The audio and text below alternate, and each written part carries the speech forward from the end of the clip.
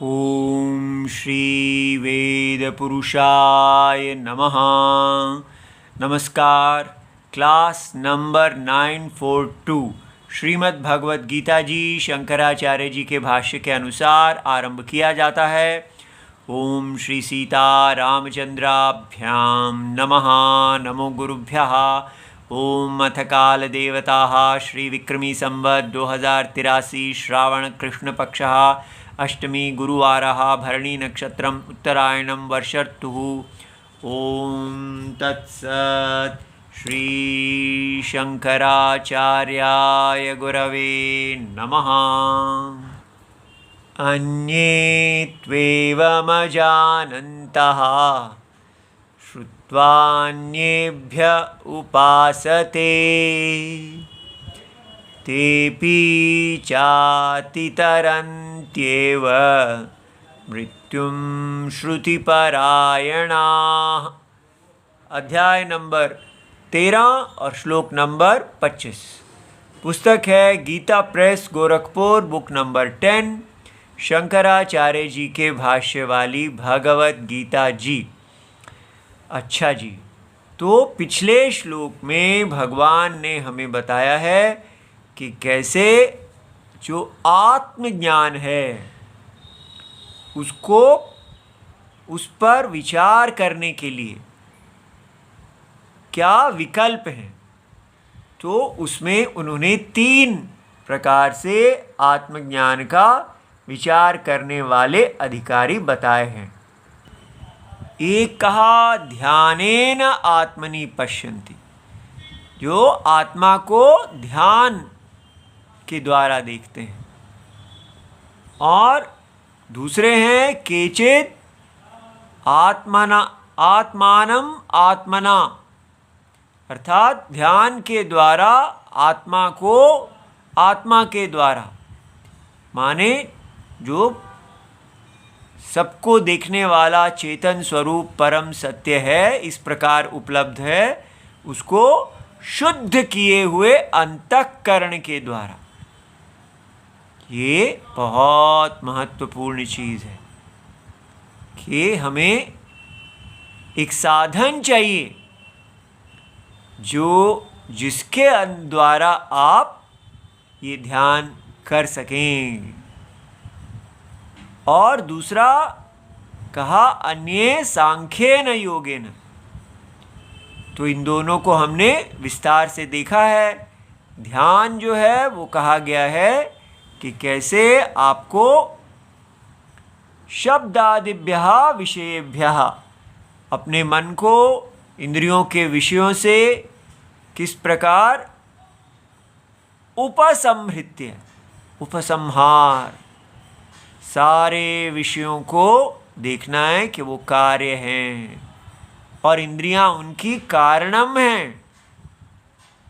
ये एक बहुत ही बड़ी विद्या है जो दिमाग में जाती ही नहीं। हम यही समझते हैं कि इंद्रियां मेरे शरीर में बाहर लगी हुई हैं, टॉर्च जैसी हैं, और वो दूर वहाँ वो विषय हैं। ये सब बाहर विषय हैं। ये विषय अपने आप में सत्य हैं, ये इंद्रियों के बिना भी हैं। इंद्रियां हो या ना हो, ये जगत है, ऐसा साइंस समझती है। इसीलिए वो कहती है कि इंद्रियों की उत्पत्ति से पहले भी जगत था, कार्बन हाइड्रोजन था और जीव आया ही नहीं था। ठीक है, ऐसा वो कहते हैं। क्यों? क्योंकि वो प्राकृत, जैसे हम देखते हैं कि भाई ये दुनिया तो है, इंद्रियां उसको देखें या ना देखें, चीज़ें तो वहीं रहती हैं। हमारी आंखें ना हो तो भी दुनिया वहीं है। आंखें बंद कर लो, खोल लो, उससे इंद्रियों वस्तु को क्या फ़र्क पड़ता है। कोई चीज़ है जिसको कभी किसी ने देखा ही नहीं, फिर भी वो है। तो ये कैसे कहा जा सकता है कि जिस चीज़ को इंद्रियां नहीं जानती हैं वो है ही नहीं। ऐसा वो बोलते हैं और हमें भी ठीक ही लगता है उनकी बात। तो आप बताइए, शब्द स्पर्श रूप रस गंध, ये 5 हैं, तो फिर ये क्यों नहीं कह सकते एक छठी चीज़ भी है।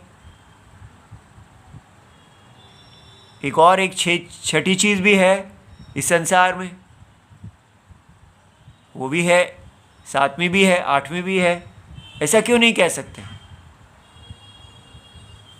तो कितनी हैं? अनंत हैं। 5 ही क्यों हैं? तो हम यही कहेंगे कि जी, जो चीज़ ज्ञान का विषय ही नहीं है उसके बारे में है, ऐसा कैसे कह सकते हैं? शब्द, स्पर्श, रूप, रस, गंध ज्ञान के विषय हैं। तो चक्षु इंद्री से जो रूप है वो प्रकाशित होता है, जो शब्द कर्ण, जो श्रोत्र इंद्री से प्रकाशित होता है। तो इंद्री जो है वो प्रमाण है, वो जिस वस्तु को प्रकाशित करती है उसके होने में और उसके नहीं होने में प्रमाण है। ठीक है। और जहाँ छठी, अगर आप कह रहे हैं कोई ऐसी चीज़ है, तो उसके लिए प्रमाण क्या है? उसके होने के लिए कि वो है, उसको कौन प्रमाणित करता है? तो हम कहेंगे प्रमाण तो अभी आया नहीं है, वो है लेकिन प्रमाण अभी इवोल्यूशन में उत्पन्न ही नहीं हुआ, वो 1 मिलियन साल बाद आएगा। तो उसकी जब इवोल्यूशन होगी तब प्रमाण आ जाएगा। जैसे 5 इंद्रियां जो हैं ये सब कार्बन की बनी हुई हैं, तो पहले कार्बन था, हाइड्रोजन था। तो कार्बन हाइड्रोजन क्या है? आप आँखों से जानने वाला कार्बन, हाइड्रोजन वो भी आप इंद्रियों के विषय से जानते हैं। तो गैस है, उसको आप वायु को कैसे जानते हैं? तो स्पर्श से जान लेते हैं, ऐसे जानते होंगे। तो साइंटिस्ट लोग क्या कह रहे हैं? कार्बन, हाइड्रोजन आदि सृष्टि के आदि काल में थे, लेकिन इंद्रियां थी ही नहीं, वो 1 मिलियन साल के बाद आती हैं। और हम चुप करके सब पीते जाते हैं। ये शराब पीते जाओ, कोई सोचना नहीं, कोई विचार नहीं करना। अंग्रेज लोग जो बोलते हैं वो ठीक ही होता है। ऐसा हमारा दिमाग बंद हो चुका है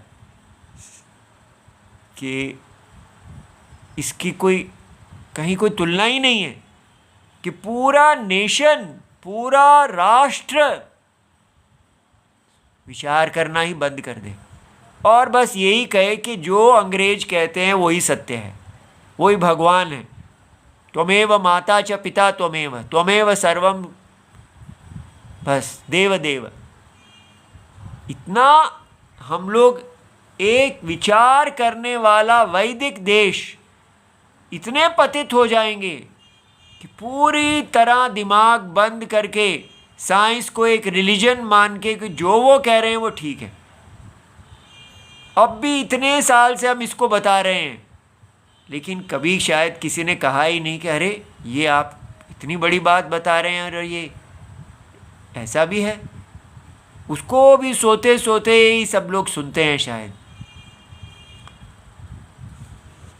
तो इसलिए ध्यान दीजिए क्या बताया गया कि अगर आपने कहा कि ये जगत बिना इंद्रियों के भी है, इंद्रियों के विषय, यहाँ देखिए कहा शब्द आदिभ्यः विषयेभ्यः,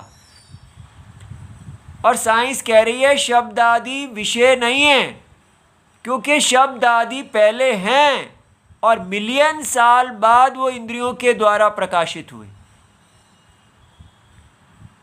पहले वो कह रहे हैं ये पूरी सृष्टि केवल कार्बन, हाइड्रोजन आदि थी, फिर बम फटा, महाविस्फोट, बिग बैंग हुआ, और फिर सेल्स आए। वो सेल्स की तो कोई इंद्रियां ही नहीं थी, वो आपस में जुड़ते जुड़ते जुड़ते जुड़ते फिर कहीं जाके ऐसी आँखें का निर्माण हुआ, ऐसे कानों का निर्माण हुआ, ऐसी त्वचा का निर्माण हुआ, और वो भी तुक्के से, बस चांस, म्यूटेशन, वो शब्द बना देते हैं और हम उसको पी लेते हैं।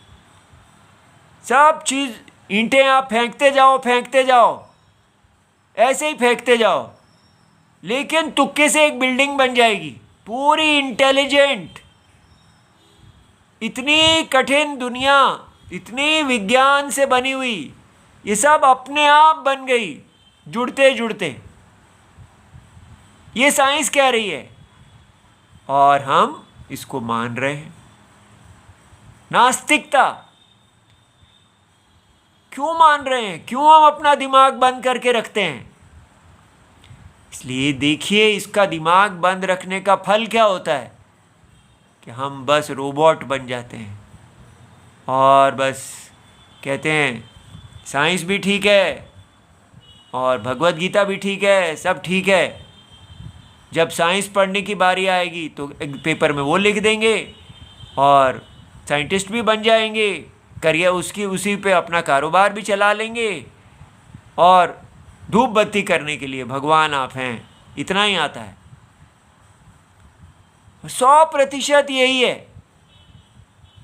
तो इससे बाहर निकलना चाहिए। जब ये बात समझ में आए कि इंद्रियां जो हैं वो अपने विषयों को प्रकाशित करती हैं, अगर प्रकाशक नहीं है तो प्रकाशित भी नहीं है। तो इसलिए अगर साइंस की बात मानी जाए तो 5 ज्ञान इंद्रियों के बाद छठी ज्ञान इंद्री जो अभी उत्पन्न नहीं हुई है उसका विषय पहले ही वो है, वो ऐसा मानेंगे। लेकिन गॉड की जब बारी आती है तब वो कहते हैं कोई प्रमाण नहीं है जी, हम कैसे गॉड को मान लें? भाई गॉड को तो आप अपना मान लेते हैं, लेकिन कार्बन हाइड्रोजन को कैसे मान लेते हैं बिना प्रमाण के? तब भी तो कोई प्रमाण नहीं है। 1 मिलियन साल पहले तो प्रमाण आए ही नहीं है। आप कह रहे हैं प्रमाणों की उत्पत्ति काल में हुई है। इस प्रकार हमें विचार करना आना चाहिए, कोई कितना भी बड़ा हो। आप कहीं इतने बड़े साइंटिस्ट कैसे गलत हो सकते हैं जी? तो ऐसे कैसे कह सकते हैं कि कोई बड़ा हो? विचार से ही हम जानते हैं कि ये इंद्रियां अपने विषयों को प्रकाशित करती हैं। अच्छा चलो, इंद्रियां विषयों को प्रकाशित करती हैं, लेकिन इंद्रियां, ये लाइट है, टॉर्च है, टॉर्च उसके ऊपर पड़ रही है। तो आज टॉर्च नहीं है तो इसका ये अर्थ थोड़ी है कि ये नहीं है। टॉर्च आएगी तो आप ऑन कर लो, ऐसा नहीं है। इंद्रियां टॉर्च के समान नहीं हैं, ये बताया जा रहा है। ध्यान दीजिए, इंद्रियां कारण हैं और कारण जो है सूक्ष्म शरीर जो है वो ही अविद्या के कारण स्थूल शरीर दिख रहा है। ये एक नई दृष्टि है। सत्य के अज्ञान के कारण वहाँ पर एक विपरीत वस्तु उत्पन्न हो जाती है, नाम रूप आ जाते हैं। इन नाम रूपों को सत्ता मिल जाती है और सत्ता को नाम रूप मिल जाते हैं। तो आप देख रहे हैं ये कितनी सूक्ष्म और गहरी बात है कि ये सारा जगत इंद्रियों का कार्य है। इंद्रियां माने इंद्रियों के साथ ही साथ उसके साथ पंच महाभूत हैं जो तन्मात्र हैं, सूक्ष्म हैं, अहंकार, और तो ये सारी इंद्रियां सूक्ष्म शरीर से आई हैं। और ये कैसे, वो जो स्थूल शरीर हैं, उस स्थूल शरीर की कोई सत्ता नहीं है, वो इंद्रियों के अंदर है, जैसे लहरें हैं। ये सारे इंद्रियों के विषय ऐसे हैं जैसे लहरें जल के अंदर। इंद्रियां जल हैं और श्रोत्र इंद्री के अंदर शब्द विकल्प है। श्रोत्र इंद्री किसी अन्य को प्रकाशित नहीं कर रही। लाइट अन्य है, जिस पे वो गिरती है वो अन्य है। इसलिए हम कहते हैं लाइट ऑफ है, लेकिन ये तो है। लेकिन इंद्रियां के नहीं होने पर जगत है, ऐसा आप नहीं कह सकते। ठीक है, क्योंकि जैसे जल के नहीं होने पर लहरें हैं, हम नहीं कह सकते। इसलिए मेरा बेटा, ये बड़ी गहरा विचार है और हमको ढीला ढाला विचार नहीं करना, देखना है। क्या आप कभी इंद्रियों के बिना उनके विषयों का अनुभव करते हैं? क्या आप कहते हैं कि रूप का मैंने अनुभव किया बिना अपनी चक्षु इंद्री के? या कोई भी इस संसार में रूप का अनुभव कर सकता है बिना चक्षु इंद्री के? वो तो नहीं कर सकता। तो फिर क्या समझ में आया कि जो रूप है वो चक्षु इंद्री से, माने जैसे लहर का अनुभव बिना जल के नहीं किया जा सकता, वो रूप चक्षु इंद्री के अंदर विकल्प है। तो फिर चक्षु इंद्री का अनुभव क्या हम कर सकते हैं बिना रूप के? अगर रूप नहीं है और चक्षु इंद्री है, ऐसा होता है? तो ये देखना है कि हाँ, ऐसा हमें दिखता तो नहीं है, क्योंकि हम क्या, या तो अपनी चक्षु इंद्री को बंद कर सकते हैं या खोल सकते हैं, लेकिन हमें ये समझ में आता है कि चक्षु इंद्री जो है वो उससे अधिक व्यापक है, वो उसका कारण है। इसलिए ये श्रुति हमें बता रही हैं, क्योंकि कालक्रम नहीं है ये सृष्टि में। हम ऐसा देखें कि इंद्रियां के विषय नहीं है लेकिन इंद्रियां हैं, लेकिन हम पीछे पीछे देख सकते हैं कि कैसे इंद्रियां के विषय इंद्रियों के द्वारा प्रकाशित हैं, इंद्रियां मन के द्वारा प्रकाशित है, मन बुद्धि के द्वारा प्रकाशित है, इस प्रकार। तो ये और बुद्धि प्रत्यग आत्मा, चेतना, चेतन आत्मा के द्वारा प्रकाशित है। ऐसे तो चेतन आत्मा सत्यम है और उस सत्यम के अंदर ये बाकी सारा क्षेत्रम विकल्प है। ऐसे अब ध्यान में इस सारे का विचार में उपसंहार करके व्यक्ति केवल सत्य में ही बना रहता है, इस सत्य प्रत्यय में। ठीक है? अब सत्य असंग है, उसका किसी भी असत्य उपाधि के साथ कोई संग नहीं है। ऐसे देखना अचल। ठीक है? जैसे बक है, वो विषय पे ध्यान कर रहा है लेकिन हम विषयी पे ध्यान कर रहे हैं और उसमें हमारी परिभाषा ही बदल गई। हम जीव रहे ही नहीं, क्षेत्र और क्षेत्रज्ञ विभाग ही नहीं रहा। इतना गहरा है ये ज्ञान। ठीक है? और दूसरे में क्या कहा? सांख्य, कि ये सारा इंद्रियां, इंद्रियों के विषय, बुद्धि इत्यादि, ये सारा जो है ये अविद्या कल्पित माया के द्वारा का विकार है, त्रिगुणात्मिका है। तो सब जगह त्रिगुणात्मिका माया के ही विकार को देखना, और ये माया का कोई स्वतंत्र अस्तित्व नहीं है, ये केवल अविद्या कल्पित बीज से उत्पन्न हुई है।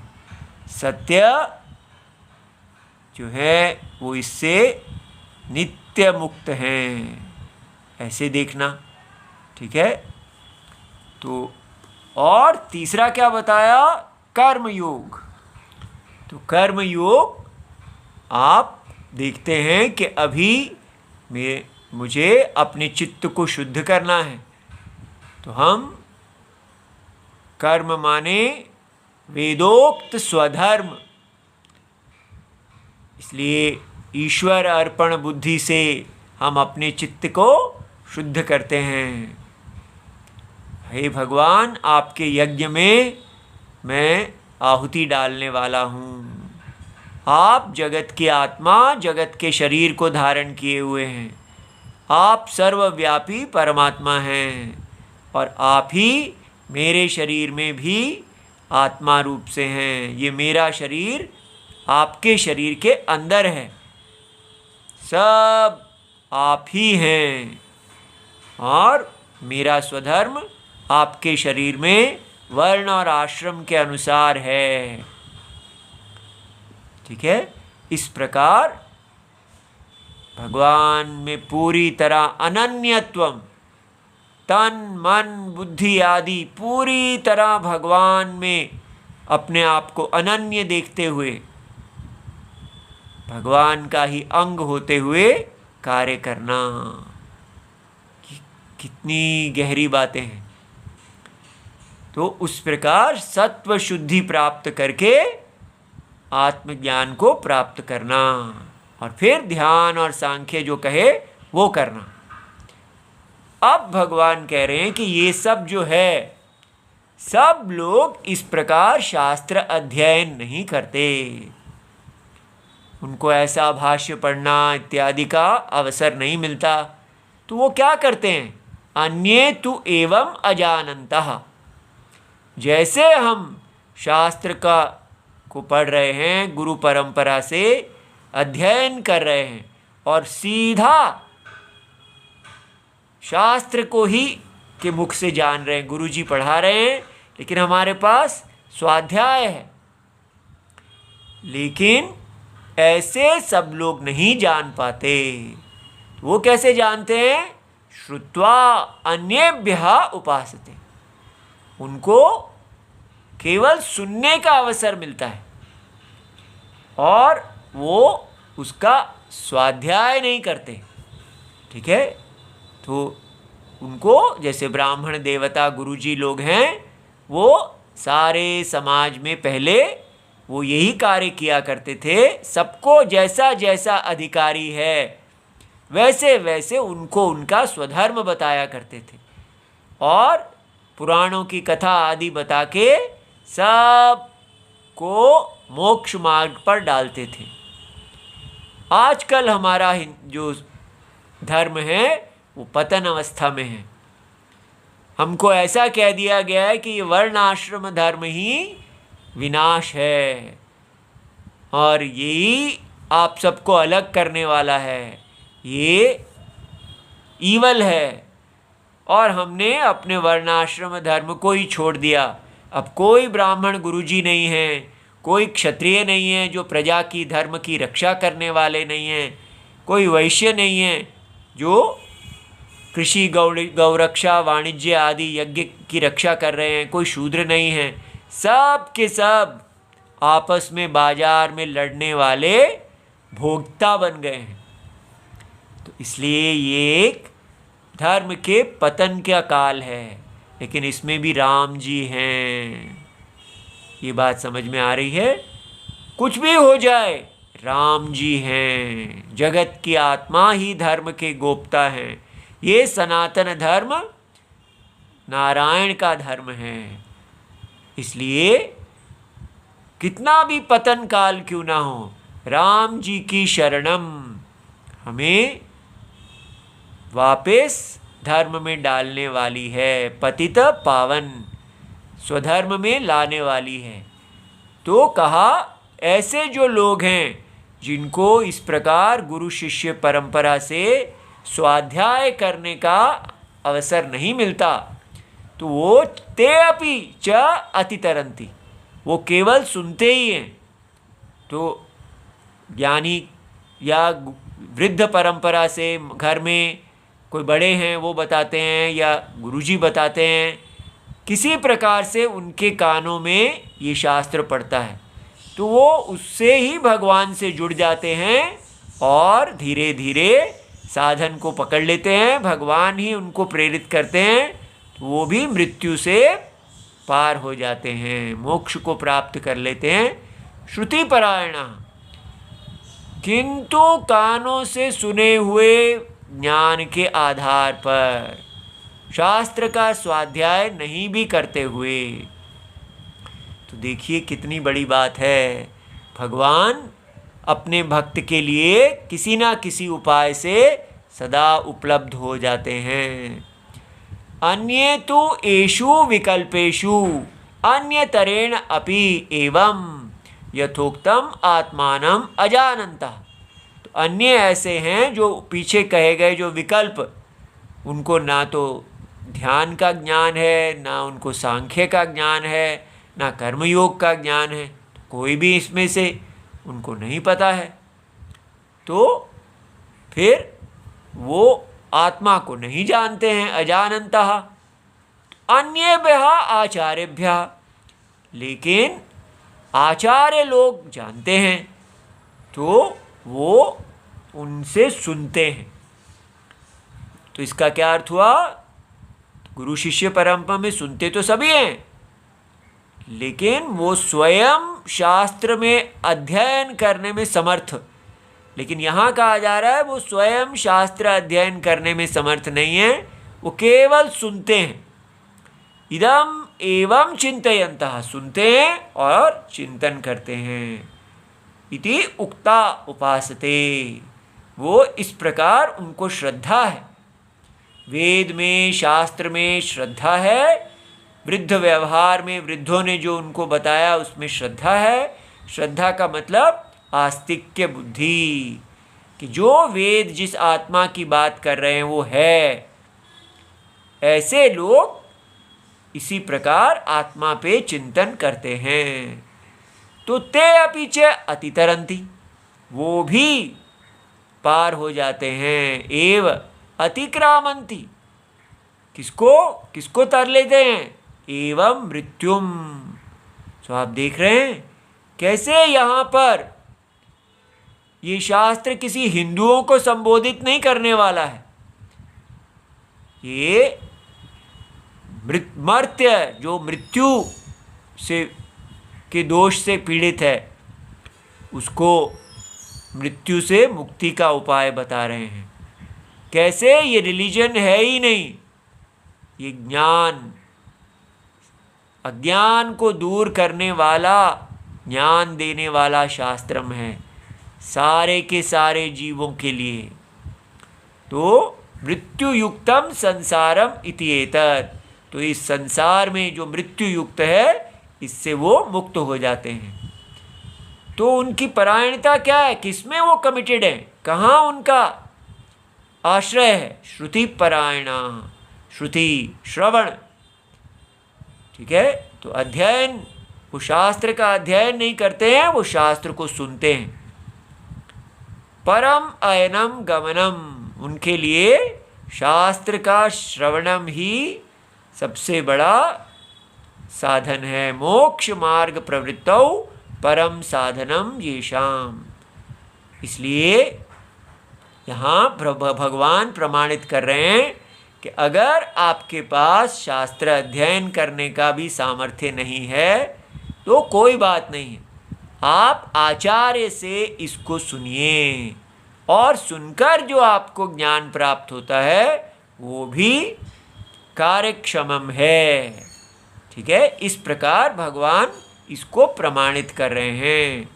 तो केवल पर उपदेश प्रमाणा, तो दूसरों से उपदेश प्राप्त करके जो जानते हैं और उस उपदेश को ही आप प्रमाण मानते हैं। स्वयं विवेक रहिता इति अभिप्रायः, तो उनके अंदर जो स्वयं विचार करने की उतनी क्षमता नहीं है, लेकिन वो कहते हैं कि ऐसा हमारे गुरुजी बता रहे हैं, तो उन पे श्रद्धा करते हैं और उसी प्रकार विचार करने लगते हैं। और उनको भी दिखने लगता है कि हाँ, ये इंद्रियों के विषय, इंद्रियां, मन, बुद्धि, और वो भी जान जाते हैं। लेकिन आजकल हम लोग बस इतना ही हो गए हैं कि देवी शारदा, एक गुड़िया कहती है कि हमारे स्कूल में जब शारदा देवी की प्रार्थना होती है तो मुसलमान जो बच्चे हैं वो अपना कलमा पढ़ने लगते हैं। अब देखिए, उनको ये बात पता है कि ये शारदा देवी आदि जो है ये सब एक शैतान है, शैतान के रूप हैं। हमें इसको नहीं पढ़ना है, हमें अपने अल्लाह आदि की बातें को ही जग करना है। और शैतान की बात को नहीं सुनना है। लेकिन हमारे हिंदुओं को नहीं पता कि ये शारदा देवी कौन है। हमें जानना चाहिए, कितना हम दूर, हम बच्चे बस वो, हमें पता हो कि जब सृष्टि आरंभ होती है तो ब्रह्मा जी वेद को प्राप्त करते हैं। उस वेद रूप में देवी शारदा, वेद की देवी जो हैं वो उत्पन्न होती हैं, और उस वेद के आधार पे ही सारी सृष्टि, जो ब्राह्मण जिसने कर्म किया है उसको ब्राह्मण शरीर मिलता है और ब्राह्मण कर्म मिलता है, क्षत्रिय कर्म करने वाले को क्षत्रिय। इस प्रकार वेद कर्म और फल का ज्ञान देते हैं उनको। सारी सृष्टि वो ज्ञान देने वाली वेद की देवी शारदा देवी है। तो इसलिए हमें ज्ञान होना चाहिए और अपने बच्चों को बताएं क्या है ये, क्यों मुसलमान लोग इसको नहीं स्वीकार करते। अगर हमारे बच्चे मुसलमान स्कूल में पढ़ते हों जहाँ प्रिंसिपल आदि कहें कि चलो कलमा पढ़ना है, तो हमारे लोग कहेंगे तुम पढ़ लो, कोई बात नहीं। जैसे हम चाहते हैं कि मुसलमान लोग शारदा देवी को प्रार्थना कर लें, इसमें क्या बड़ी बात है, लेकिन उनके लिए बड़ी बात है, किंतु हमारे लिए कुछ नहीं होता। हम जहाँ जाते हैं वैसे ही हो जाते हैं, क्योंकि हम अज्ञानी हैं। हम सोचते हैं हम बड़े महान हैं कि हम कलमा पढ़ने के लिए तैयार हैं। ये महानता नहीं है, ये अज्ञानता है कि जो उनका शास्त्र ये कह रहा है कि सारी देवी इत्यादि जो है शैतानी है, और हम उसको पढ़ने के लिए तैयार हैं। ये क्या हो गया हम लोगों को? इतना अज्ञानता से बाहर निकलें, अपने आप को हिलाएं, हम क्या कर रहे हैं। ओम नमो भगवते वासुदेवाय। प्रणाम।